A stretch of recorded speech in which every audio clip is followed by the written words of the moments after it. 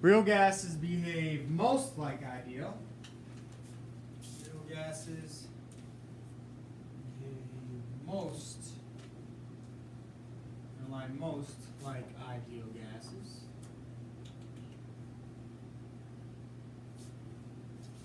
Under two conditions. And we just learned it. High temperature and low pressure. High temperature and low pressure.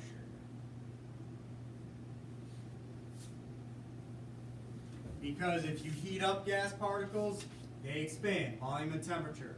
It's direct. If you decrease pressure, volume increases. It's indirect, right? So think volume. You want volume to get larger. Expand, expand, expand. You heated up the balloon yesterday, it started to expand. We took the pressure out of the gas chamber, the vacuum chamber, it expanded. High temp, low pressure.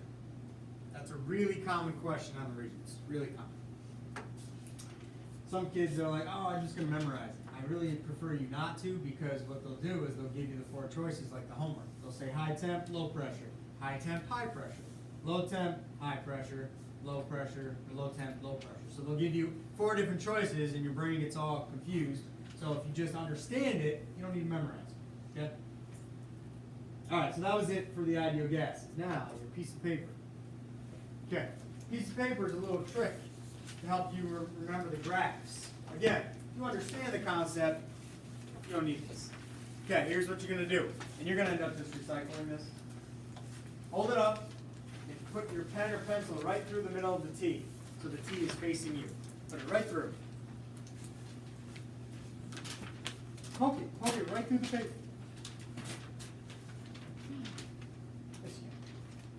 I have faith. So put it right through. You're going to destroy the paper, whatever. Okay, so now hold it sideways. You can use your hand. And so you're looking at it. I know what's going to happen. You're looking at it. Okay, right now, all three variables are constant or equal. Okay, let's say that. Now, when your pen, you guys take it all the way. Well, as long as you're good. Yep. All right.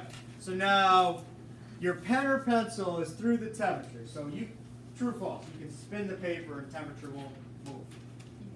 Okay. Now, if you hold it sideways, pressure and volume are equal right now. Ready? Ready for it? If we increase the pressure, rotate the paper so pressure goes up, what happens to volume? It decreases. That's the graph. It's inverse. Now, put a hole through pressure. Hold it sideways. Put a hole through the pressure. Hold it sideways. Now, kids always want to argue with me because things are going to be upside down, but that's all right. If you increase temperature, so pressure is held constant. You spin this, pressure doesn't move, right? Right. If you increase the temperature, so bring the T up towards the ceiling. Yes, it's upside down. What else goes with it? Volume. So when temperature goes up, what happens to volume? Volume goes up. Take your pen out, pencil, stick it in the volume. I hope you understand already, but let's do it just because it's fun. Now, when you increase temperature, what happens to pressure? It goes up. So the point is, the two that are together are what type of relationship? So the P and the T and the V and the T, they move together. Direct. When the pen or pencil's in the T, one goes up, one goes down, that's pressure, volume, or opposite. What's that called? Indirect or inverse, right? And then this works for the opposite, right? So if you rotate it down, temperature goes down, pressure goes down. Temperature goes down, volume goes down. And I've seen kids do this on tests in the margin, okay? You can't take out a piece of paper and do this, but I've seen kids write this on their paper. I've seen it in the margins, and I've seen them put like dots to kind of represent the pen or pencil, because a lot of kids or students, when I'm doing it, they're like, oh, this is silly, I get it, you know. And yeah, it is kind of silly, but the point is, sometimes you get confused, and if you just write those letters down, at least you can say, all right, if I put my pen here, this is increasing, that's decreasing, and that helps you kind of conceptualize or visualize a little bit, right? So it's just a weird little trick. I forget where I found that or whatever. So you can either keep that and hang it on your fridge, Sean, or you can put it in the box to be recycled. And don't crumple it, because I put it in that box up there, and crumpling means that I can't fit more paper in there. So you guys can do that later on the way out. All right. So that's it. That was the whole point of that. Now let's watch this video. All right. Lights, please, rating.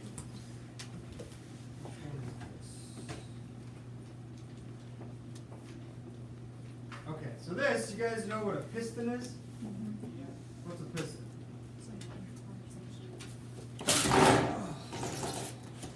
Can you guys get those first two? What's a piston? I got an engine that moves up and down to make the horsepower go. Right. Thing that moves up and down. Thanks, guys. Okay. This is a pretty cool video. I'm not going to show you the whole thing. It's just, it's kind of, yeah, how a car engine works. And they put it together slowly. All right. I think that thing's called a crankshaft.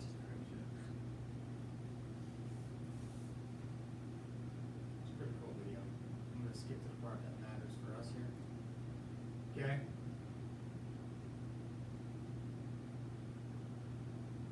There they are. Okay. Those are pistons. Now they're going to show, okay, that's essentially gas getting compressed and then gas not getting compressed. So what am I trying to show you there? What relationship? Every time, so that's vapor from the gasoline in your car or truck or whatever that gets injected, and then it's compressed and then it's released, compressed. So what's the relationship there? Direct. Indirect, actually. What graph? Pressure. Pressure and volume. So when these are going up, the gas is getting compressed. So the volume is decreasing. And actually in diesel engines, that's how they ignite. If you compress a gas enough, it will ignite. Certain gases are better. Diesel fuel can do it. Regular gas cannot. So diesel engines don't have spark plugs. They can have glow plugs, I think it's called, like when it's cold out, because it helps. But anyways, that's just a real life example. Besides breathing, right? That's pressure and volume as well. I'm going to show you that just to really pound it home. That's another example of pressure and volume. So as you watch it there, you see it compresses and then it decompresses. Compresses, decompresses. And that's the principle of pressure and volume that works. And that's just an example of how a car engine works. So without that law, your engine wouldn't work so well. This one is breathing, I believe. This one's kind of weird.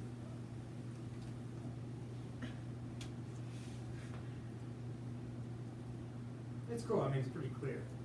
Except your lungs are not that big. I think your lungs are like the size of your fist. They act like. So when the air goes in, so when the air goes in, what happens to the pressure? Right, so the pressure in your lungs increases. You can feel it. And then when you exhale, the pressure decreases. Okay? So again, just like that balloon yesterday, which was pushed into the flask because the air pressure outside is greater than inside when I put it in the ice, same concept there. So that's another example of that. What do I have next? Oh yeah, this is a good one. You guys ever hear of the bends? No? You're not feeling well? Yeah. That's too bad. Hope you feel better. Decompression sickness occurred for the first time when workers surfaced from their pressurized workspace, the caisson. Have you guys heard of this? Deep sea divers, if they come up too fast, can actually die. Yeah. Okay, do you know why? Because of the pressure that goes up, they can like collapse their lungs. Right, so the pressure down on the ocean floor, for example, is what? Greater or less than near the surface? Greater. Greater. That affects the gases in your blood and in your body. So your gases get compressed. So CO2, nitrogen, water, there's a bunch of gases in your blood and your body that get compressed. And then as you rise, it releases that pressure so gases expand. And if it does that too fast, you can basically have things exploding in your body because things expand too fast, and then that's a big problem. There's also, as you increase pressure, certain things can dissolve in your blood that can't at other pressures. So things in our blood right now are not dissolved that can dissolve under higher pressure. That's how CO2 works in soda.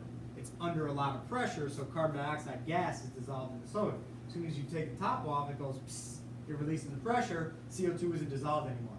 That kind of stuff happening fast in your body very quickly can rupture, it can cause lots of problems. So anyways, you're going to explain. Without step-by-step pressure equalization, the sickness can be caused by several different factors, including the dive time, the depth, and the surfacing method. Decompression sickness can be caused by diving too long or by surfacing too quickly, unless several life-saving rules are observed. With increasing ambient pressure, the nitrogen contained in the air you breathe dissolves in your blood. So, we breathe nitrogen and oxygen and carbon dioxide, mostly those three things. And nitrogen doesn't dissolve in our blood very well at the pressure in this room, normal pressure. But when you dive, deep sea diving, that nitrogen can be compressed so far that it will actually go into your blood. Too much of that is not good, and that's one issue when you dive too long. So there's like a certain time. And I'm not an expert, I just know a little bit about the chemistry behind it. So I don't know what too long is, and it depends on how far down, but that's one issue. In order to keep the nitrogen dissolved when resurfacing, when the ambient pressure decreases, it's vital not to ascend too quickly. This is why it's very important to achieve a controlled ascent of not more than 10 meters per minute. If the pressure decreases too quickly, nitrogen bubbles form in blood and body tissue, as not enough can be breathed out.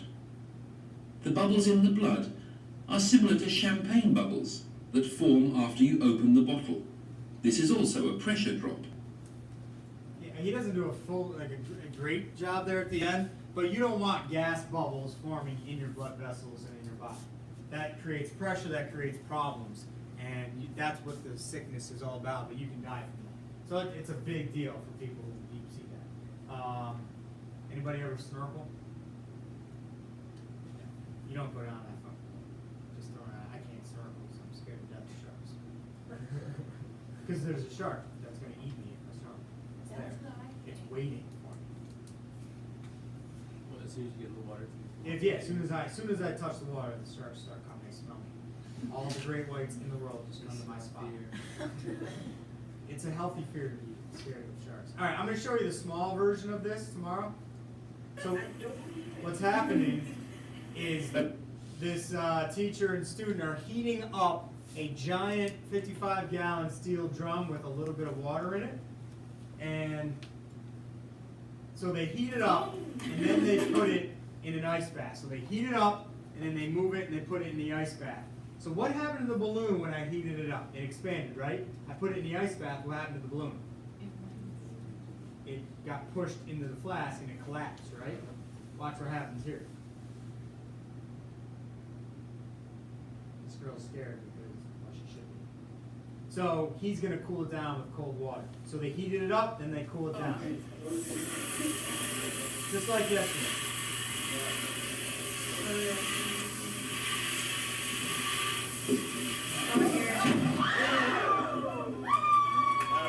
Have you guys seen that before?